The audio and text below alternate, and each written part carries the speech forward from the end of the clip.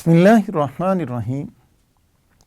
इस दुनिया में कोई मर्द या औरत ये इरादा करते हैं कि हमने निकाह करना है तो जहाँ मर्जी कर लें। अगर कोई ख़ानदान एक दूसरे ख़ानदान के साथ निकाह के साथ ताल्लुक़ बनाना चाहते हैं, बना लें जी। शरीयत हमारी इसमें कोई रहनुमाई नहीं करती, ना निशानदेही करती है। अगली बात, आपस में रिश्ता तय हो जाता है, दिन तय हो जाते हैं, बारात का वक़्त तय हो जाता है। शरीयत कहती है इससे हमें क्या सरोकार, जो मर्ज़ी दिन तय कर दें, जो सा महीना मर्ज़ी तय कर दें। फिर खाना मेहमानों को खिलाना है, घर में खिलाना है या कि मैरिज हॉल में या कि किसी छत के नीचे या कि आसमान के नीचे। खाने में क्या चीज़ें खानी हैं, ये सब इंतज़ामी मामलात हैं। उस इलाक़े और तहज़ीब के एतबार से लोग अपने ज़ौक़ और हैसियत के मुताबिक तय कर देंगे। निकाह कौन पढ़ाए? क्या कोई शेखुल हदीस साहब तशरीफ़ लाएँ या कोई आम इंसान? शरीयत कहती है इससे हमें क्या, जिसको जो मर्ज़ी आके निकाह पढ़ा दे। गवाह कौन हो, जो मर्ज़ी तय कर दे। अगर हम गौर करें, कुरान पाक जो शरीयत का पहला और असली माखज़ है, उसने निकाह के एतबार से इंसानियत की, मेरी और आपकी जब रहनुमाई की है, कानून साज़ी की है, सिर्फ एक चीज़ को मौजू बनाया कि जब भी निकाह करना है हक मार मुकर्रर करना है। और हक मार कितना होगा? शरीयत कहती है कि उस औरत की मुआशी और मुआशरती हैसियत को देखा जाएगा और इसके साथ साथ उस जो दूल्हा, जो मर्द है जो निकाह कर रहा है, उसकी भी मुआशी और मुआशरती हैसियत को देखकर हक मार तय कर दिया जाएगा। गौर करें, पूरे निकाह और निकाह के मुतल्लिकात में से कुरान पाक ने, शरीयत ने किसी चीज़ को मुँह नहीं लगाया।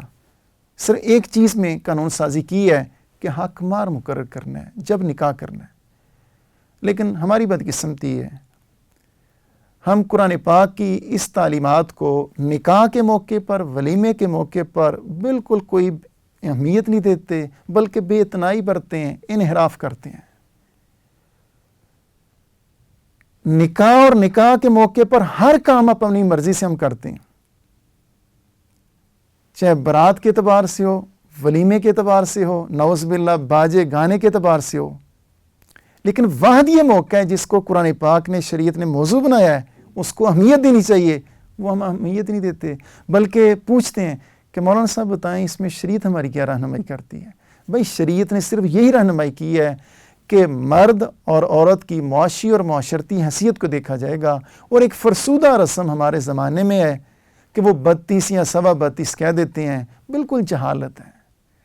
जिस तरह शादी के मौके पर 10, 15, 20 लाख, 1 करोड़, 2 करोड़ शादी पे लगते हैं, इसी हैसियत के मुताबिक औरत का हक महर मुकर्रर होना चाहिए।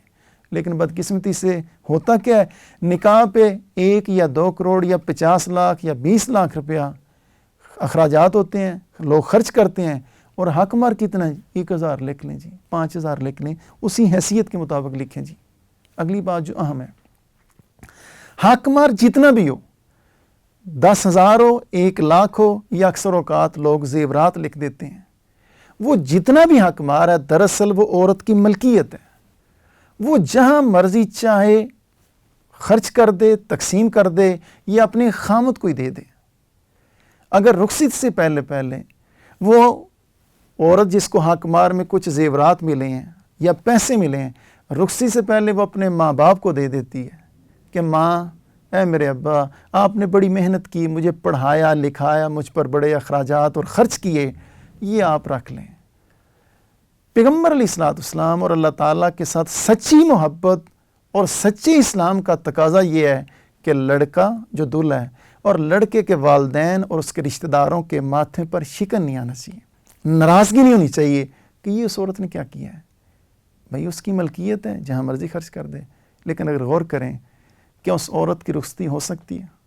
या अगर रुखसती हो जाए, वो अपने खामद के घर जाके खुश रह सकती है? लोग तो उससे नाराज़ होंगे, लड़ेंगे। तो हासिल क्या है? निकाह और निकाह के मुतल्लिक़ शरीयत ने सिर्फ एक चीज़ को मौजू बनाया है, जब भी निकाह करना है हक महर देना है, और लड़के और लड़की की मुआशी और मुआशरती हैसियत को देखकर तय किया जाएगा। अल्लाह ताला मुझे भी तौफीक दे, आपको भी, अमली ज़िंदगी में हम इन तालीमात को अहमियत दें जी।